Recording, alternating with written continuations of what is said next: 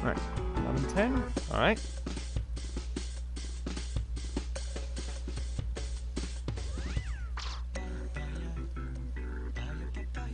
Alright, looks like we are all set to go. So, hello there to everyone joining us here for Pixels for Peace. Good Sunday morning. And I have on a special Easter-themed outfit because Easter is just a week away. So, happy Easter to all of you guys watching today. I'm Novaura, and I'll be playing some Final Fantasy XIV for you today. I'll be showing off the various dungeons from the 2.0 part of Final Fantasy XIV, known as A Realm Reborn. And these will cover a total of 13 dungeons, starting from the first one first available at level 15, going up to the last Light Party dungeon available at level 50. And I'll be doing it on the Red Mage class, so I'll go ahead and change over to that. And so this is actually my second run of this particular category this weekend. I was doing another marathon yesterday, and I really had a great opportunity to show people over on that marathon what the game was all about, and definitely got a lot of love and support from those guys. And so it's really a great honor to be here for Pixels for Peace as well. And so thanks to all the people at Pixels for Peace for having me as part of this and showing off this run. And I'd like to also thank my audience as well for their awesome support. You guys are amazing. And I'd like to also take the time just before I get started to dedicate this run to my beloved Skyla, who's been going through some tough times lately and who definitely needs a lot of support right now. So my run is dedicated to her. We send her all of the love in the world, and hopefully she'll be able to bounce back and be able to come back to us and feel the love. So without further ado, we're going to go ahead and get started by heading off to our first of the 13 dungeons in this run, Sastasha. Time will start when the words "Duty Commenced" appear on screen. That is when I have first movement in the dungeon. So let's go ahead and go into Sastasha.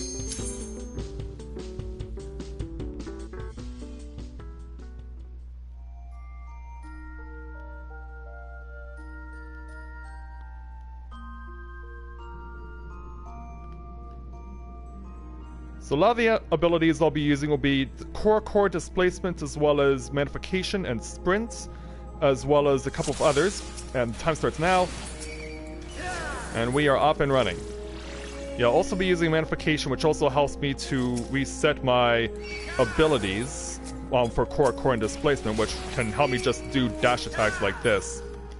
Now, the reason I'm playing on Red Mage is because it's considered to be the most overpowered class as far as speedrunning is concerned. It just has a lot of versatility, and some of the attacks are really overpowered. And what normally would happen in a dungeon like Sastasha, this is classified as a light party dungeon. What you're normally supposed to do is come in here with 4 people. A tank, a healer, 2 DPS, and you would be required to play the dungeon either at or close to the minimum required experience level to enter it. So this is something that we are taking, where we're just basically taking the training wheels off and having the opportunity to just start this dungeon. Instead of doing it at level 15 like we would normally, we're doing it at level 70, which is the current maximum level. So here is the first dependent element of the run. Yeah, this is where RNG can either work it with you or against you. You have to touch one of these 3 pieces of glowing coral and hope you get the right one, because as you saw, if I don't get the right one, I get doused with poison, I have to fight another enemy, and I have to keep going until I find the switch that activates the boss. We kill him, then we hit it again, and we're off.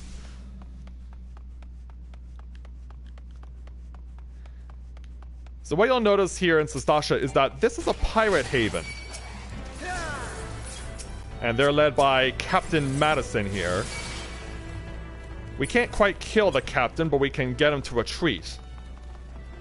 And in fact, I can even outrun the guy.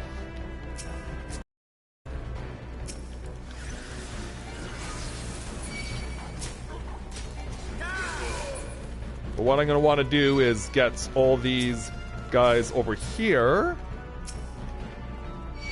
Yeah, well, you'll see me doing this a lot during the run, is doing what's known as kiting. Where I'm just going to try and get all these guys bunched up so I can kill them all at once. And it was important that I kill them in order to get the access to this key, which opens this door. Kill this pirate off. Take his key, and then keep running.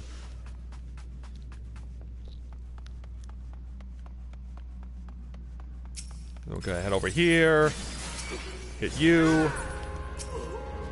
And open this door.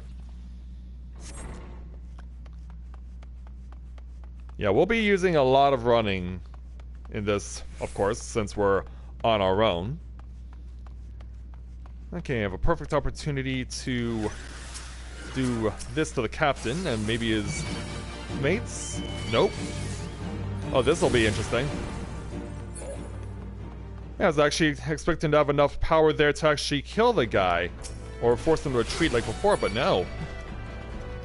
We got the rare instance of where he survived enough that he actually summoned a whole bunch of dogs to come his way, which is what happens normally when you do this journey here in Sastasha. But now we've made it to the final boss, which is basically this game's version of the Zoras from The Legend of Zelda. But this guy isn't going to be selling you flippers at 500 rupees a piece. And before I can leave, I do have to kill off everything. The game will not allow me to leave the dungeon until I have done that.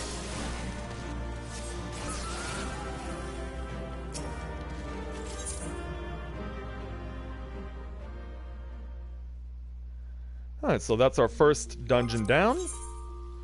Now move on to our next one, the Tomtara Deepcroft.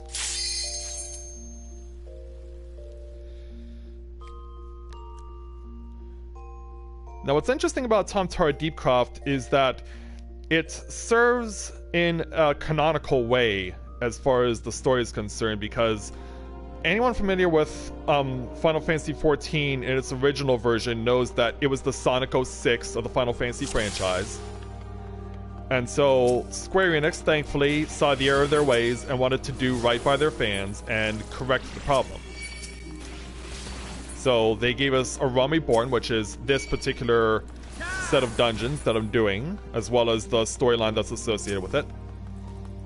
And then the way that this dungeon works is that it serves as a haven to the people who believed that salvation was going to come to them by means of a moon called Dalamud, which is basically this game's version of the moon from Majora's Mask.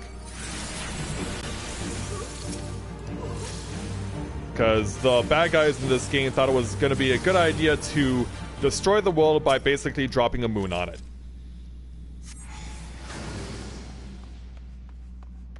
So now we're free to go. Oh, this, yeah, look how cleverly this guy's hiding. Oh, we took care of him. It's important that I kill off the varlets, the main of varlets, because they're mages, and those mages will always attack from range. It is also possible to get by some of the enemies as well, without them, without you pulling aggro on them. It's not always possible, but it can be done.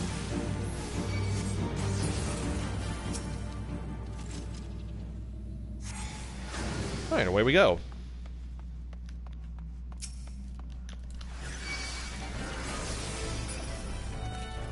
Yeah, any opportunity that I can take to get rid of enemies while on the move is definitely one I will take advantage of.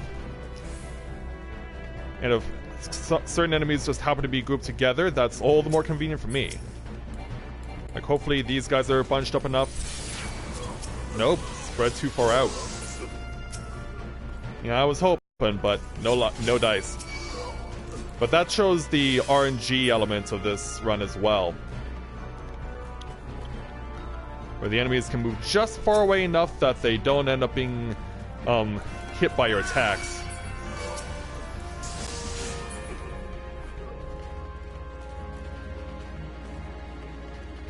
Alright, so I'm gonna attack these guys from range, just so I can take them out in one fell swoop.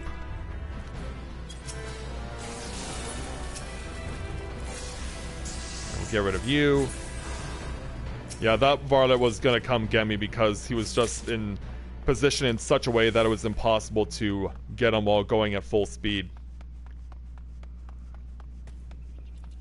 So let's head off now to this sealed barrier, because we couldn't open this before, but we can now.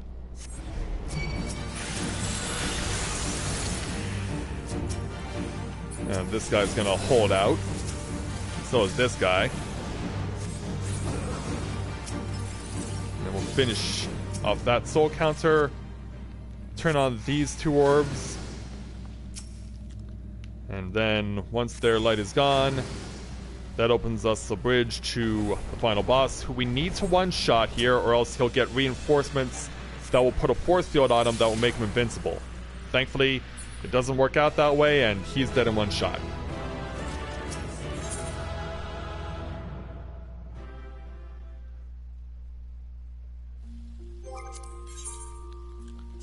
Alright, next up is Copperbell Mines, which is by far the longest dungeon that we're going to be doing in this run. Primarily due to the fact that the mini-bosses aren't really mini-bosses in the traditional sense, and you have to take quite a while to actually get them done.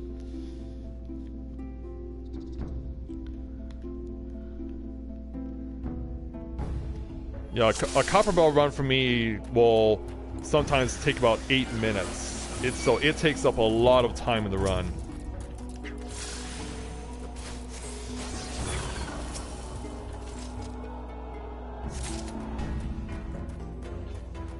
And now we got the key we need, so we can now move forward. And then we can hit this lever, go down the elevator.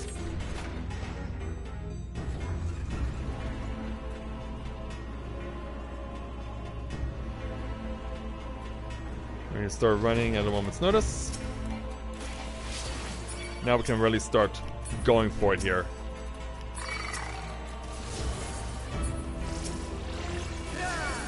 Yeah, that guy actually was positioned very well. It worked out perfectly.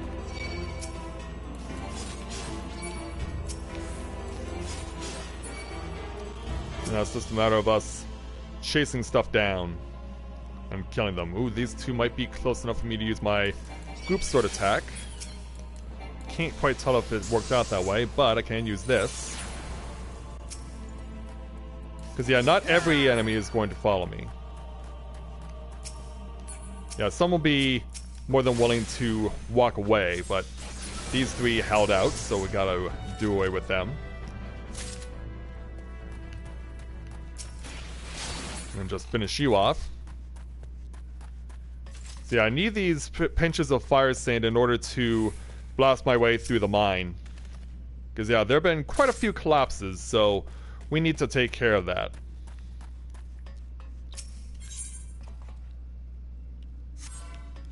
So, fire sand is all set. Hit the trigger for the blasting device. And so now we've got our first mini-boss, which is not a mini-boss, but rather an enemy gauntlet. So we have to wait for the fixed timer to go through and cycle the enemies. And as you can see, it does take a while for new enemies to spawn in this first mini-boss, which is one of the main reasons why this run at Copperbell Mines takes so long.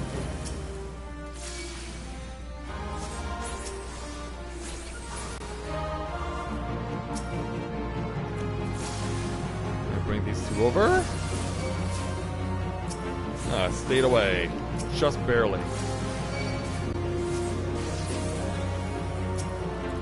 Yeah, it starts out with nothing but these little Spriggans, but that's going to change once these guys all disappear off the screen. Yeah, because now we're going to start seeing the first of 3 flambeaux, which are bombs, which if you're familiar with Final Fantasy XIV or Final Fantasy in general, are sentient creatures that can explode at a moment's notice.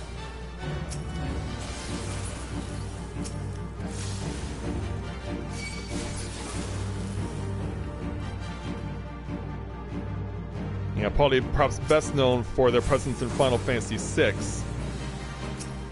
when their all over the place when you're trying to go through the house that's on fire.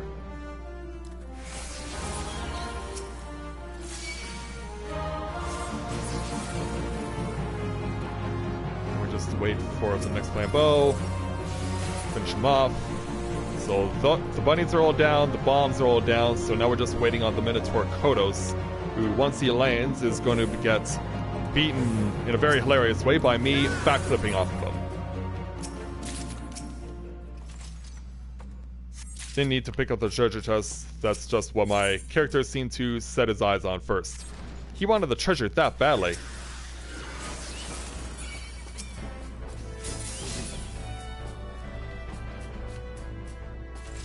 Alright, so now down our next shaft.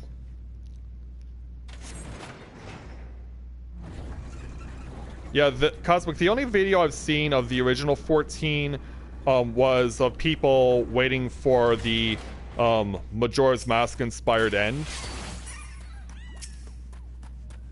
So yeah, that is something I'm familiar with, just because of the fact that I'm familiar with the story through how it's been told through this game.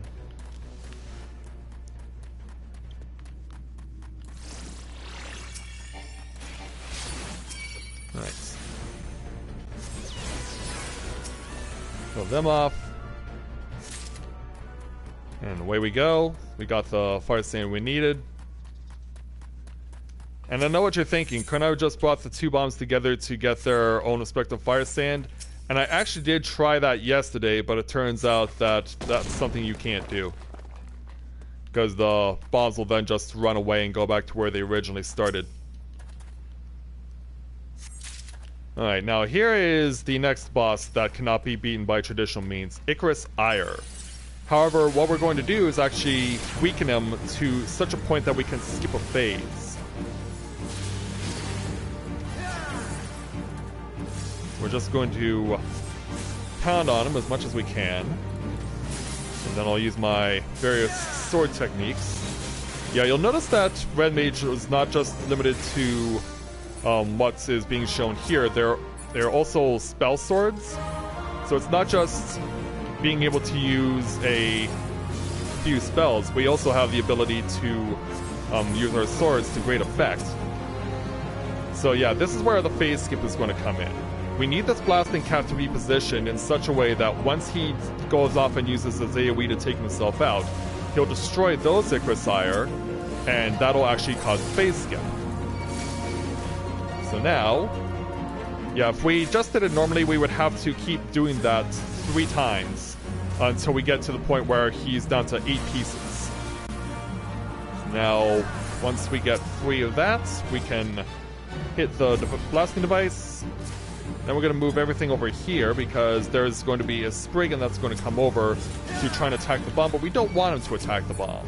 Keep in mind we're trying to keep the blasting cap alive in order to get the Icarus Ire broken into 8 pieces.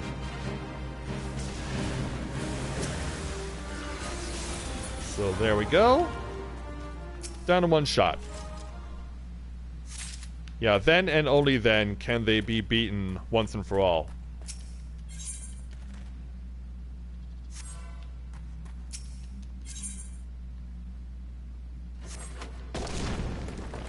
Fine, we're off and running. I'm going to ignore these guys because they're not positioned in a way that's advantageous to me. These guys are, though. Yeah, do a quick little sequence there to really get things done. So now it's just a matter of us getting to the final boss. Now, under normal circumstances, this Gygas Minotaur here would be running over to the walls in order to get some reinforcements, and that you would have to put up with them just doing their thing. But here, not so much. Yeah, most of the bosses early on, you're going to see me one-shotting, just because of how overpowered I am.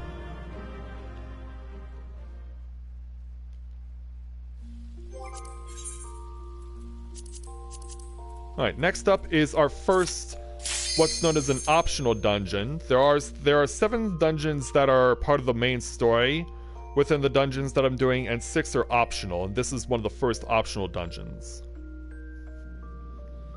So Halatali is an abandoned place for doing gladiatorial combat from a long time ago.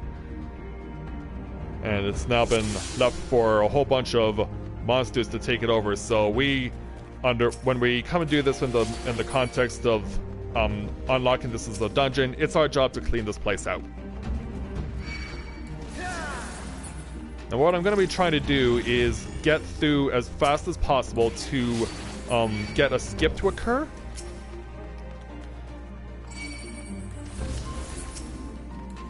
So I'm going to intentionally use this, my Contour to 6, my group attack. And I'm going to hopefully try and one-shot this boss. If I cannot one-shot this boss, I will not be able to escape. Alright, I one-shot him. Yeah, thankfully I was just able to escape. If I could not have done that, I was going to have to fight all those enemies.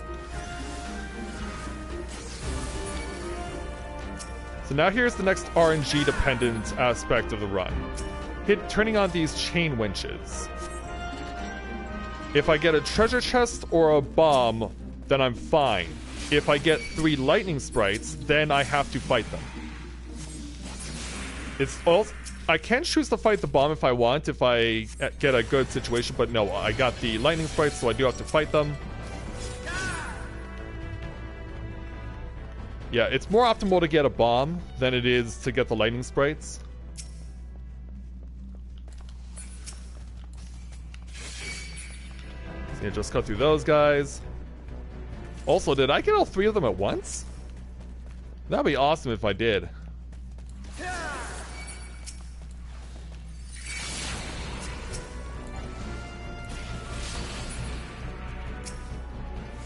Yeah, I've got nothing tailing me. I got them all at once. Alright. Gonna have to deal with the lightning sprites again. Yeah, let's see how mean RNG is going to be to me today.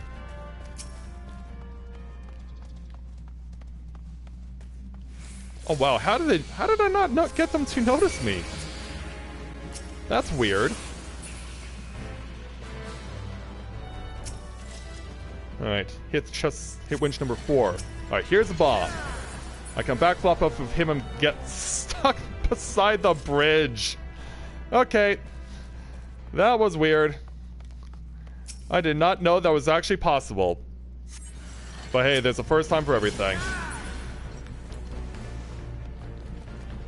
I did not actually know you could fall off that bridge. Okay. You learn weird things when you're doing these runs. You just end up seeing the weirdest stuff. Alright, so now we have a clean line to the final boss's chamber. We won't need to do much in terms of combat, provided that the enemies stay far away enough that I can open this door without being spotted, but I'm not going to get that lucky.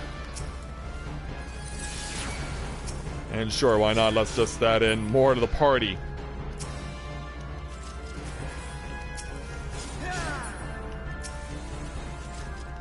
Yeah, that didn't work out according to plan. Yeah, if you can get around those guys, you don't have to worry about fighting them. Just have to fight the one guy and then the boss. This one likes to render himself invincible if you leave him alive long enough, but we should have enough with our Fletch there, our single group attack, to take him out in one hit.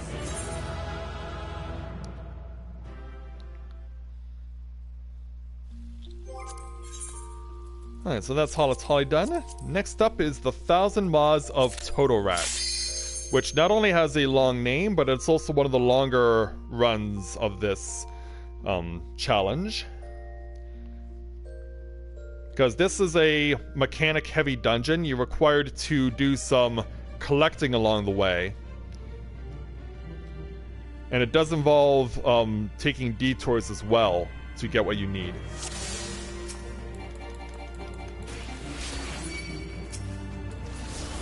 Wow, those Teroks were positioned very well. So what I need to do is pick up these photo cells. And I need 8 of them in total. I'm going to need 4 for the first mini-boss, 4 for the second mini-boss. Oh, can we... not quite. But that's okay.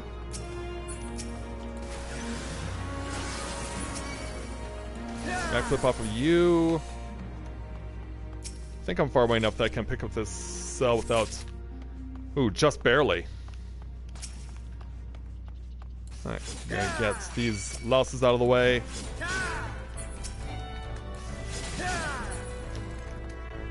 Also, since this sapling is gonna keep following me.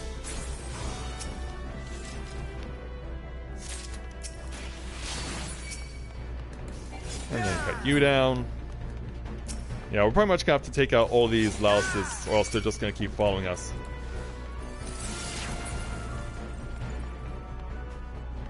Yeah, I also love it when I can do attacks like that, where I can just kill him from behind do a behind the back attack. Alright, drop the cells on the terminal to trigger the boss to appear. One-shot the boss, then drop the cells on the terminal. It's required to take out that barrier in order to advance further.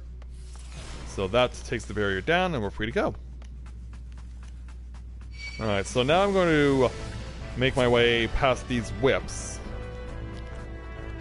And I need to bring them all together in order to move on, because in this particular section, we have to rely on the enemies to get the photo cells that we need. So we're just going to pull everything as much as we can. And hang a left here. Yeah, as you can tell by the enemies that we're fighting and their names, this place is a prison. But like many other places in this game, it's also been abandoned. So now that all these enemies are brought together and they're all dead, I can pick up all their cells at once. And away we go. I'm going to use the sapling to get further along. Although I can't get sucked back because some of the webbing, when you go through it in this particular section, will suck you and push you forward.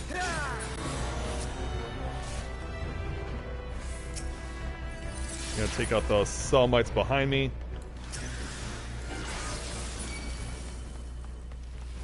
I'm gonna kill off everything just so I can get to the cells a little bit quicker. Yeah, that actually worked out really well. So, second boss is the same as the first one. Drop the cells into the terminal to trigger the boss. One-shot him. Wash, rinse, repeat. And now for the slow part of this particular dungeon. Trudging through this slime, which slows you down like crazy.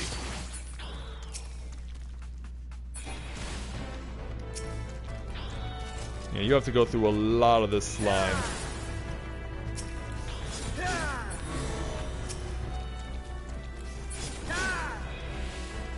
And it also helps when you can be able to stand on rocks as much as possible.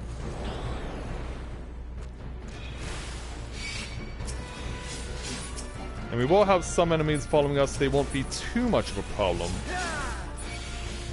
We just have to focus on ourselves. The only way they'll be a problem is if we are not fast enough when it matters. Because there is a section coming up where we do need to be as far ahead of them as possible.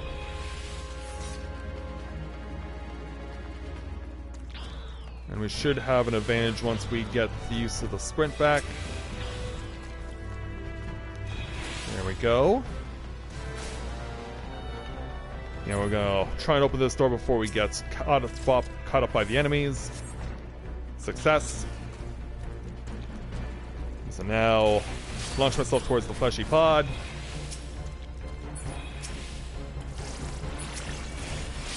I'll just launch myself ahead of him, because why not? I had the ability to do so, so might as well take advantage of it.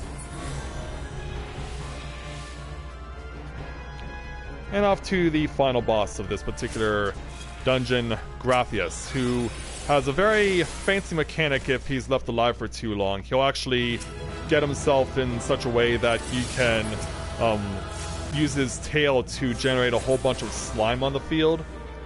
That is very dangerous for you. And you don't want to stand in it. Alright, so our 6th dungeon, Hawk Manor, the game's obligatory haunted house. The reason why this is a haunted house is because of the final boss that we are going to be confronting, who is one of the few bosses in the game that has a legitimate backstory that you learn about as you go along and make your way here, because you are required to come here as part of the main story. And so, yeah, not surprisingly, creepy organ music is a mainstay of this place. Oh, I did kill you. Yeah, we want to be wary of the maid servants. They can be the real frustration around here, because they have large AoE that can freeze you in place.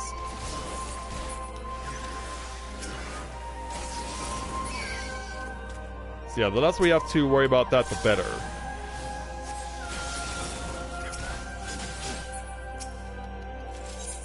Alright, so we'll go ahead and open the door. Yeah, we won't have to worry about that maidservant on the right. But we know that there are going to be quite a few as we approach the boss. In fact, I want to try and use them as much as possible to my advantage. Oh wow, I just one-shot you. Okay, that worked out very well. Yeah, I got a crit hit one-shot on her. That was amazing. Yeah, I am glad that worked out as well as it did. That's definitely a significant time save in this run. Alright, I'm gonna go ahead and pick up the key right here, but yeah, you'll notice it's conveniently located right next to those guys. But I'm not too worried about them, at least not for right now.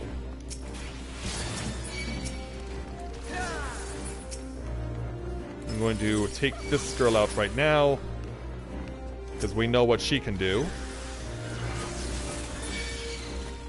Oh, yeah, perfect. They were all so clustered that I was able to get them down in one shot.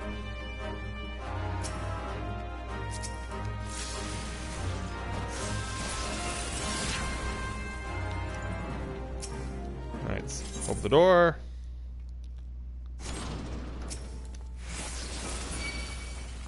And they were all close enough to get them in one shot. Awesome. Yeah, this is definitely one of my better runs in Hawk Manor. So go ahead and go around the corner. Because, yeah, we had to take the long way around in order to get the key that was required to open this door.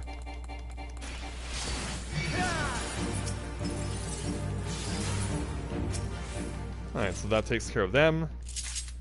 Now I have to use the return ability to go back to the start of the dungeon, because I needed the parchment that the skeleton was holding in order to gain access to the top floor where the boss is. So up we go.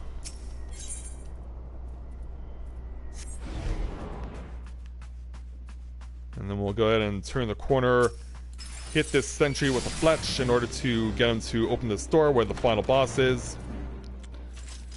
So here's the final boss with the tragic backstory, but the only tragedy she's going to be on is the receiving end of a one-shot.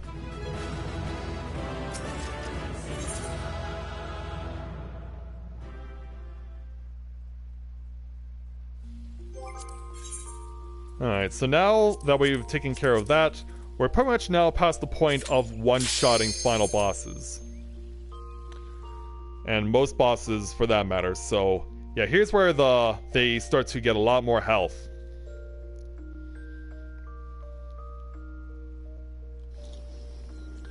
So next up is Brayflox's Longstop, situated in a jungle, which is part of a series of fetch quests that you have to do as part of the storyline when you get to this particular point. The enemies I want to kill off are the Galagos. those are the ones that I need to prioritize in order to interact with this Goblin Pathfinder in order to get the key he has. You know, try and finish out the Calibri there.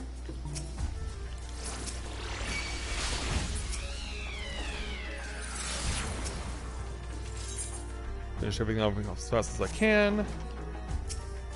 And then deal with the boss here, who should be dead in 2 hits, and is.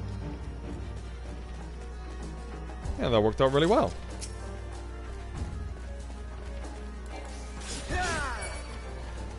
Yeah, there are still some enemies I can one-shot, but there are not many left.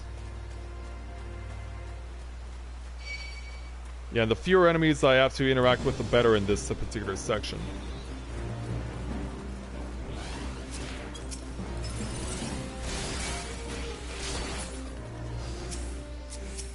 So what I want to do is... Oh, perfect, one shot. Yeah, if he didn't get one shot, I was going to have to kill the both with a little more effort. So now we have to run through the swamp. Killing enemies along the way in order to get to the next boss, who is quite of an interesting case. The Hellbender here. You don't actually get to kill him yourself under normal circumstances. What normally happens is that this thing comes in. Yeah, what normally happens is that big dragon comes in, lands on the boss, kills him under his own weight. And then you have to damage the dragon far enough to get him to run away.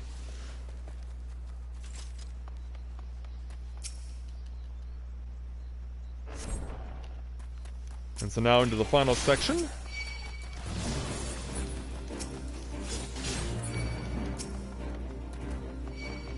Now we just have a clean line to get to the boss.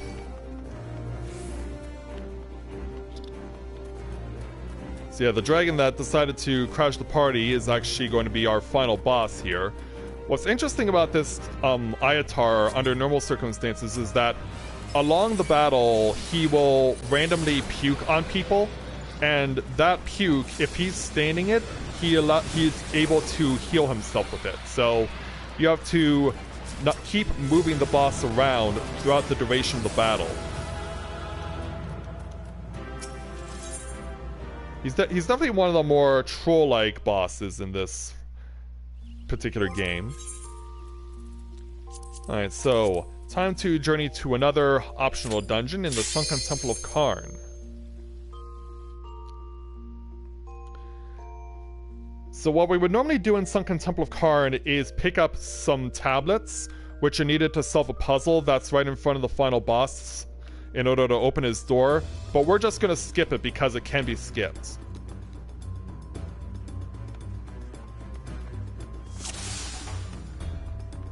And one thing we're also going to be focusing on a lot in this particular run is going to be trying to kill off the bees, because the bees here have an ability called Final Sting, and it's basically a kamikaze move which takes off either a lot of damage if you're under the run that I'm doing, or it will one-shot you under normal circumstances. So we need the bees to die as fast as possible.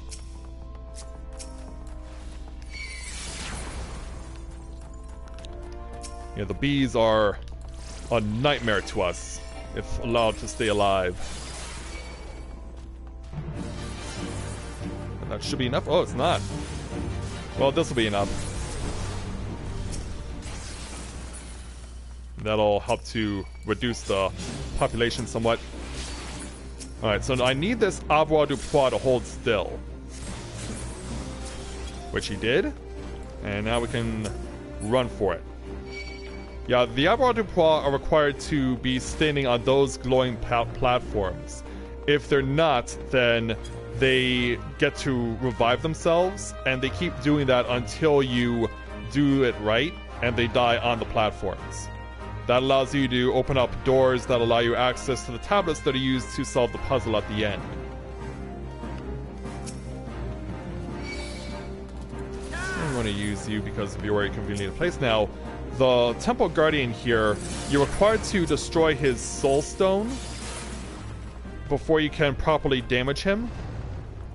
But the Soul Stone keeps respawning as the fight progresses, so you do have to keep constantly destroying it in order to properly damage that mini-boss.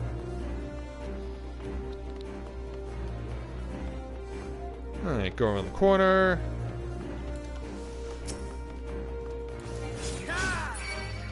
Alright, we're almost to a point now. Here's where you'll get to see the Arbor du Poids in action. So we need to have positioned just like so. Hopefully he doesn't fall off. He got pushed off. Let too many enemies in and he got pushed off. So yeah, you're gonna get to see an instance of him getting back up. And then to add insult to injury, he's gonna do that. So yeah, he has to die on this platform or else you cannot advance.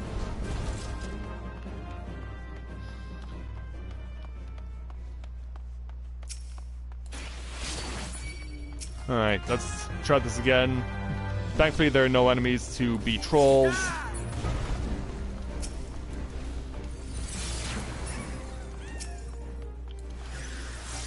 Alright, so we're gonna go ahead and start getting rid of these enemies over here before we proceed to incorrectly solve the puzzle, because like I said, we have no tablets to solve the puzzle with, so when you get it wrong, these enemies show up. And we have to kill them off. That opens the boss door, and we're free to go.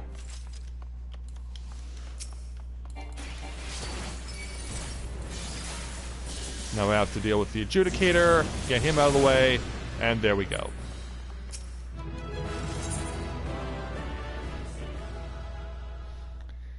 Yeah, can't victory too long. Something else that you also can't do as well, because we're not showing it over the context of this run.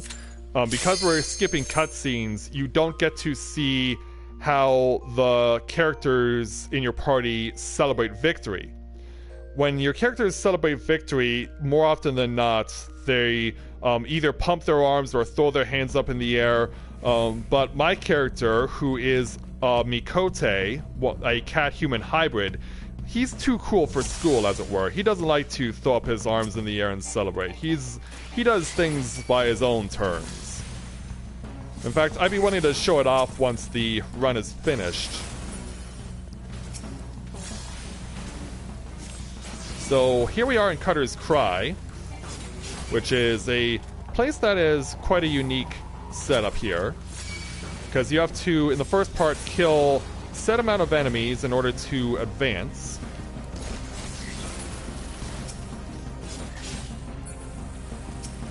That'll cause these shifting sands to appear, and we can jump into them and move on.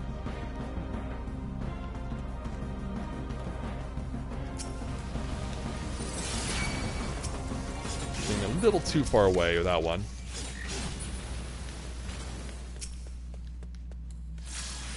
So now once again, we've got to have the enemies come to me.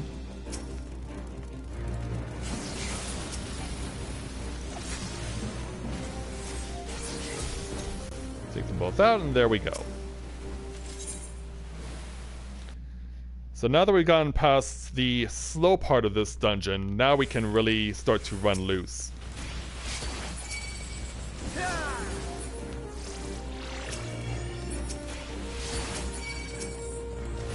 And do some fancy backflipping in order to gain access to the first mini-boss, who, if you're running this normally, would have reinforcements come in and heal her.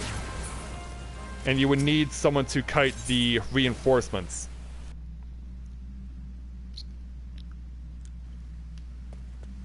And so now we're free to go. So now we're into a more wide open area.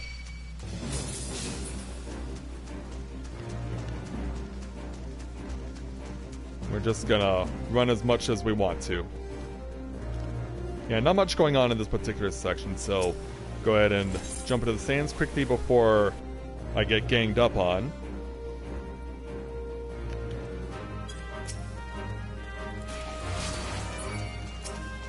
Then head over and get this sand shell back to the top of him, which will give me the distance I need to jump into this set of shifting sands. Now we go from dealing with ants to dealing with worms.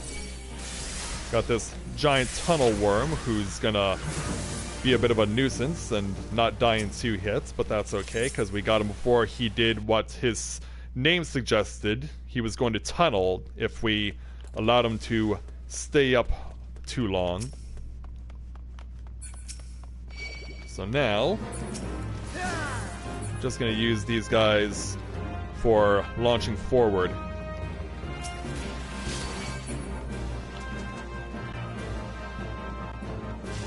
So yeah, we pretty much have a lot of open space ahead of us in order to get to the final boss.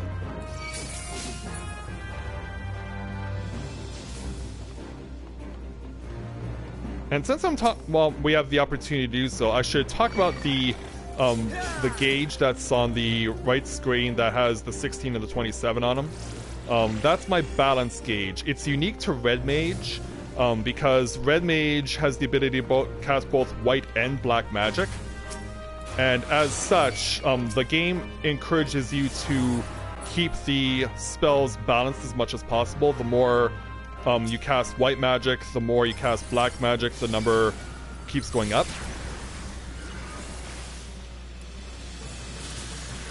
So now we want to do away with him. Oh, he's gonna hold on for dear life, I see. Yeah, he wasn't gonna go down without a fight.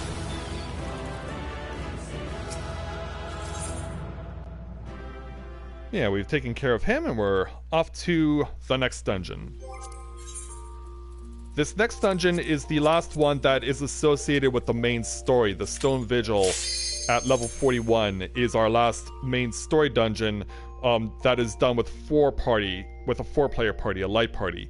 The last 2 main story dungeons within 2.0 require 8 people. And requires double the number of tanks, healers, and DPS. So now we go into Stone Vigil, which is a speedrunner's haven. Because you can really open up unless you get perfectly wedged behind stuff that's part of the environment. Yeah, unless that happens. Yeah, that was weird. But like I said, we saw weird stuff happen before when I somehow fell off a bridge I didn't know you could fall off of. That's just how random this place is.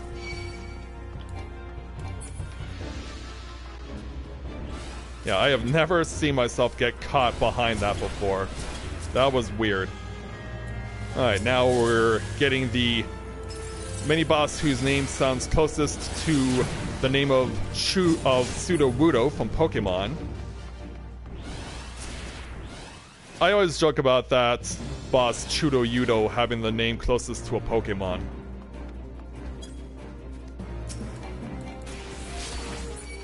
Alright, now we can open it up again. Yeah, we're gonna get chased by a lot of enemies over here in Stone Vigil, but yeah, like I said, this is a place where you can really run free.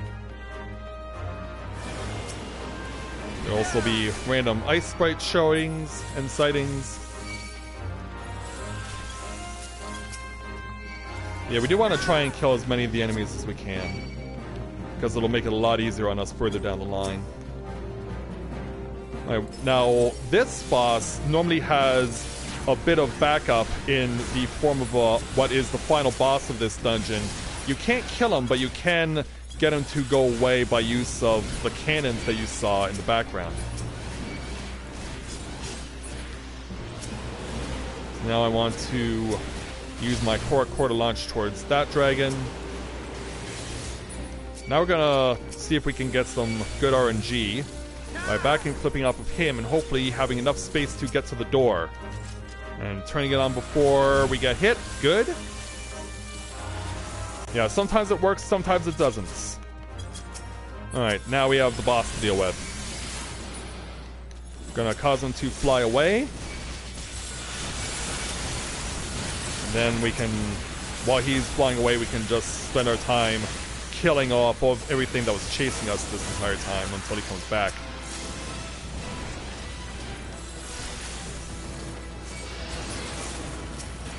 Alright, that just leaves us with the final boss. So let's see if we can't cut him down. There we go.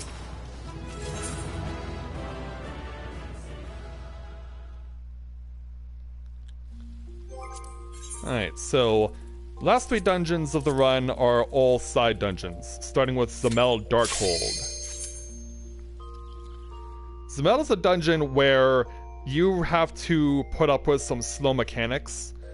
Because of the way that the dungeon is set up, you're required to stand in some blue glowing circles for a set amount of time to get them to turn off, because they're the locks that are holding doors closed. So you have to stand in those glowing blue circle locks in order to advance further. You can't just interact with them to turn them off, you gotta do a lot more than that. And another thing we're also going to be taking advantage of, at least in the first section, are these glowing blue crystals and their lights, because that blue light is required for damaging the first mini-boss that we're going to be seeing.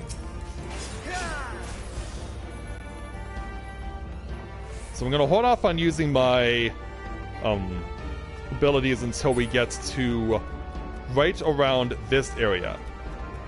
Yeah, you'll see, this is the first instance of the blue circle, so gotta stand in it in order to activate the lock and turn it off.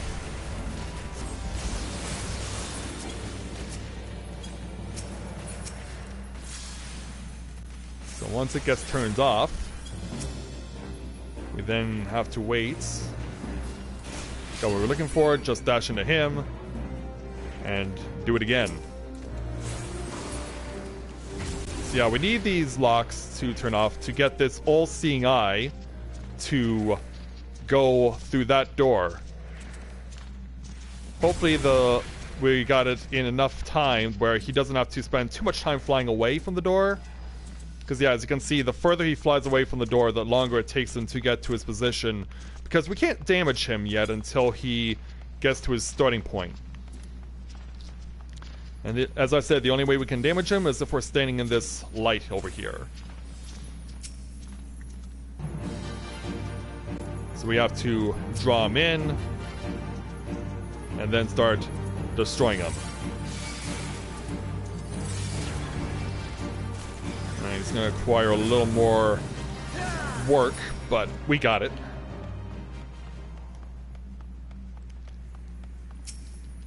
Alright, so now we're into what's definitely one of the most troll sections of this entire run. Is dealing with these bone nicks. These frogs can just mess you up. If they don't die in one hit, they will follow you, and they will have an ability called Sticky Tongue that is going to be used to pull you back into them and make your life really miserable. Yeah, if you're not in a situation where you can one-shot them, it just makes your life really painful when you get to the mini-boss.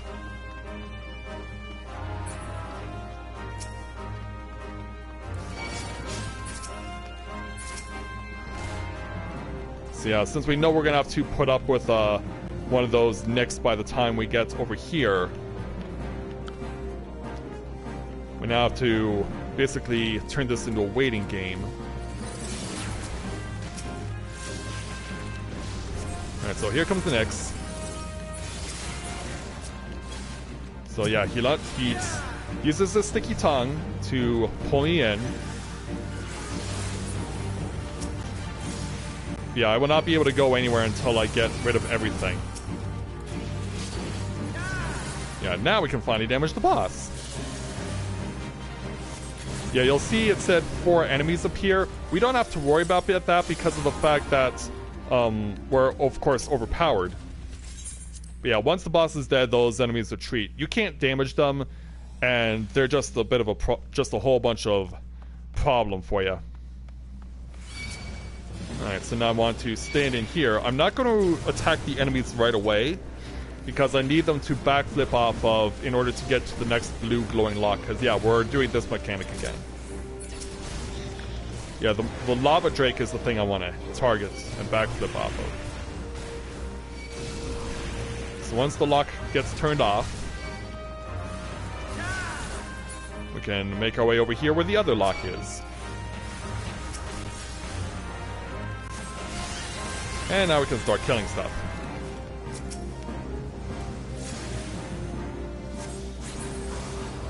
There we go. And I have my target in my sights for what I want to go after next when the opportunity presents itself.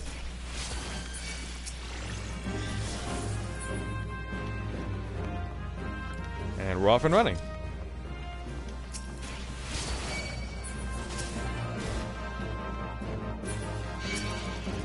Alright, so we're going to ignore those guys for now, because what I need to do is try and get this boss Batraul before he goes invincible.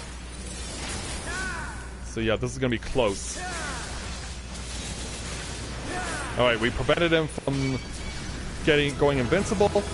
He would have used those orange crystals there to get himself to go invincible, but thankfully we stopped him from doing that.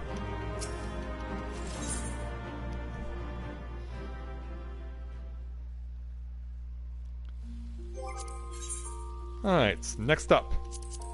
Another dungeon where we can run free, the Aurum Vale, also known as the most hated dungeon when done normally. And the hatred for this place can all be attributed to the first section, because there's so many enemies bunched together that you can be fighting a group of enemies, and then all of a sudden you'll have more enemies coming over, and then you'll have more enemies coming over, and it just turns into a whole dog pile. Your party can get overwhelmed, and you end up having to start the dungeon over. And it's for that reason that this is still the place that causes the large majority of rage quits. This dungeon just has that kind of a reputation. And now we're going to deal with our first mini-boss.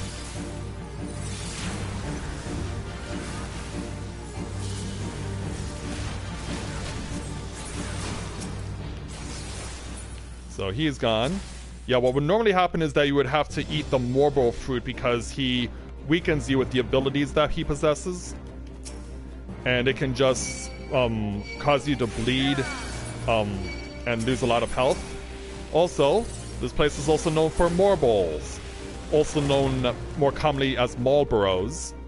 Best known for their bad breath ability. In previous Final Fantasy games, they can absolutely ruin the crap out of you.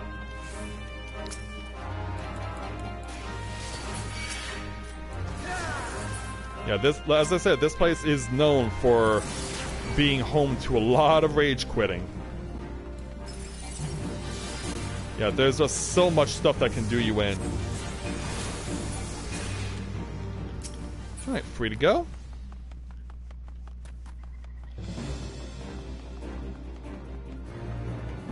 Now we can run off to the next section where we'll have to deal with more of the Morbols / Marlboros.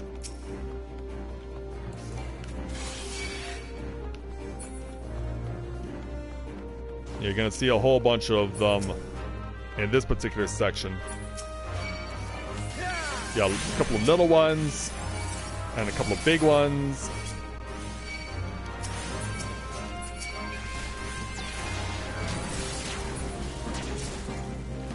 So once those are gone, we can move over to the last section. Myself lost. I was trying to remember which way do I go. Thankfully I remembered. Alright, and the final boss, perhaps not surprisingly, another Morbol.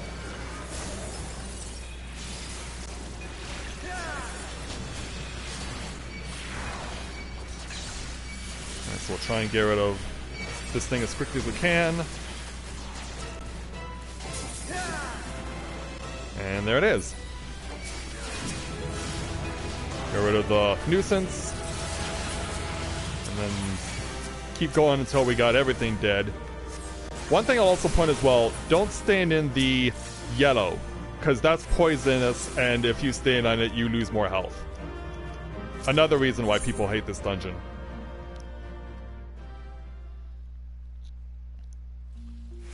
Alright, moving on to our final dungeon of the run, the Wanderer's Palace.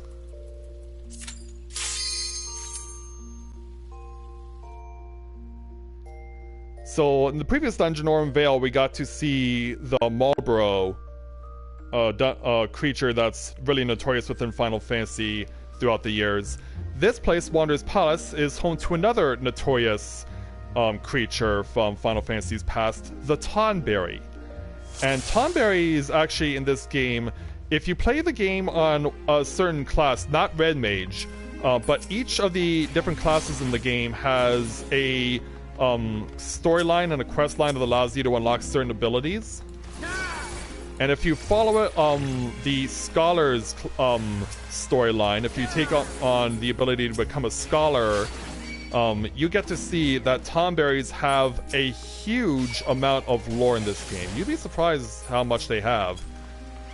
Of course, Tonberry is known for being the little green creatures with their knives and their lanterns. Still very well known within Final Fantasy history.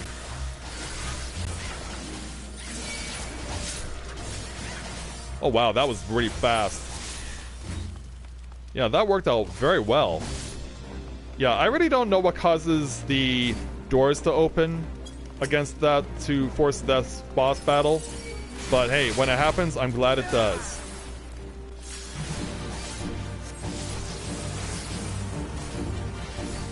So I'm gonna get everyone to come pay me visits.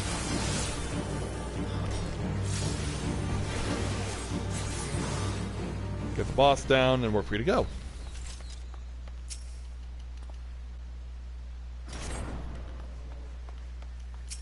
Alright, so now we have to use the Tonberries as a resource. Because we need to take their oil from their lanterns and use it to gain access to stuff that we require later.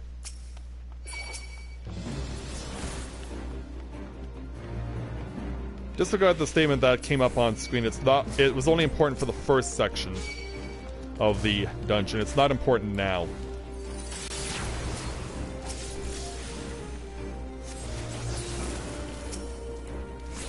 Get you out of the way, and then we're free to pick up the 2 flasks of oil that we require.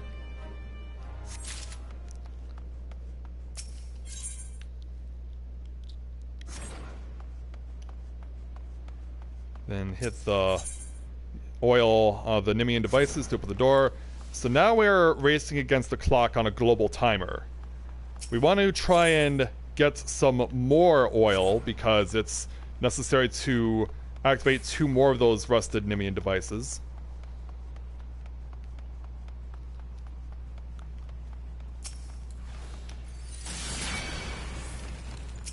Thankfully I got all those soldiers of Nim in one shot.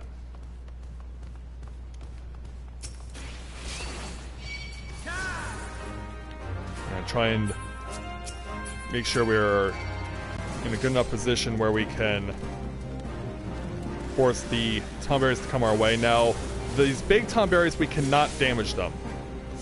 So we just have to focus on the other guys here. Alright, so we only need 1 flask of oil for where we're going.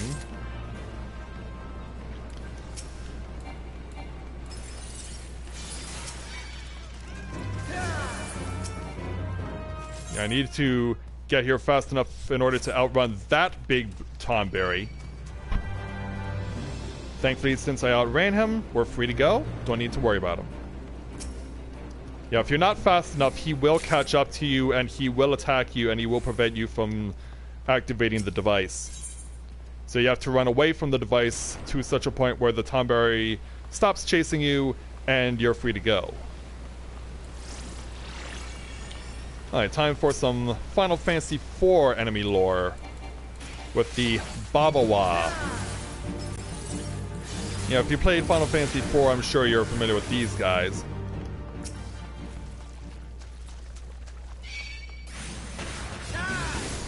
Now it's now just a run to get to the final area to get to the final boss of this run.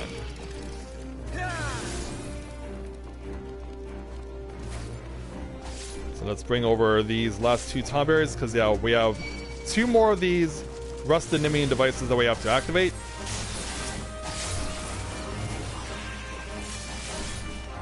And everyone all together getting ready to get themselves killed, because why not? Yeah, the tomberries almost lined up for like a group photo. Yeah, almost like a little family picture.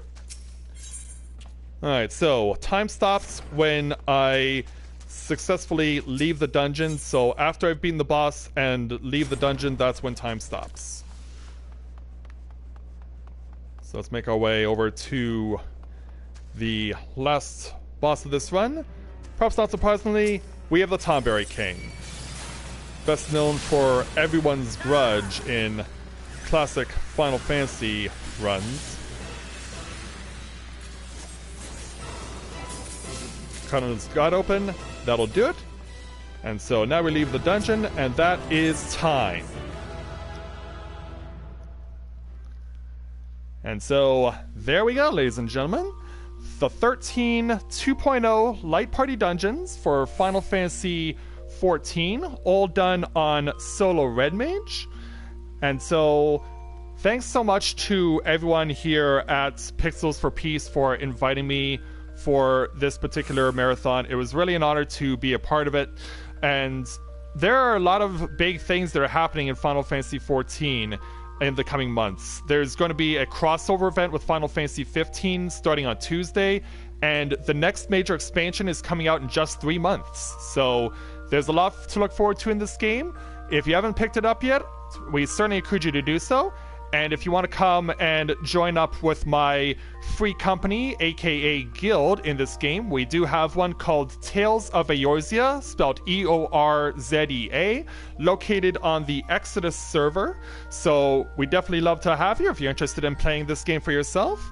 And we'd definitely love to make some new friends and see how awesome the new expansion is going to be. So thanks everyone for watching this run. You guys have been doing a great job with donating. Let's hit that $2,000 goal, and we'll hopefully see you guys again someday. So thanks everyone for watching, and as they say here in the game, may you ever walk in the light of the crystal. Thanks everyone.